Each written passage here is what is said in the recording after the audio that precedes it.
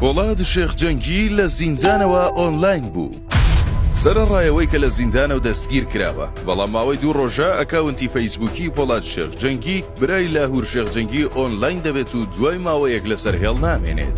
دیسان دێتەوە سەرهێڵ و وەڵامی کەسیش ناداتەوە، وەکەوەی بڵێ لە زینداندا فەیسبووکەکەی لەبەردەست بێت و بەبێ دەنگی ئیشی پێ بکات.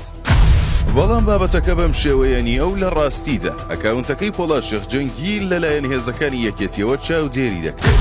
ئاواتی خوشکی هەرزوو لەم بارەیە وتی ئەوە پۆڵاد نییە کە لە سەرهێڵە و وریابن. وردەکاریەکانی بابەتەکەش ئەمەیە. تەلەفۆن و کەلوپە لە کەسیەکانی پۆڵاد هەر لە کاتی شەڕەکەدا کە دەستیان بەسەردا گیرە، ئێستا لەلایەن هێزەکانی یەکێتیەوە چاودێری دەکرێن و مەبەستیش لەم سنوور بەزاندنەی ئەو هێزانە و دەستوەردان لە ئامێرەکەسی وەکاونتەکانی پۆڵاد شێخ جەنگی تەنیا بۆ ئەوەیە کە بزانن کێ پەیوەندی لەگەڵ بەرەیگەل و پۆڵاد و لاهور هەبووە. لە ئێستادا و دوایەوەی توانیویان ئاکاونتی پۆڵاد شێخ جەنگی بەدەست بهێنن، هەڕەشە لە چەندین کەس کراوە کە نابێت پەیوەندیان لەگەڵ بەرەیگەل هەبێت و هەبوو هەوڵەکانی یەکێتیش بۆ ئەوەیە ئەوکو بزانن کێ لەگەڵ پۆڵاد و لاهور بووە و پەیوەندیان لەگەڵ چ کەسانێک هەبووە.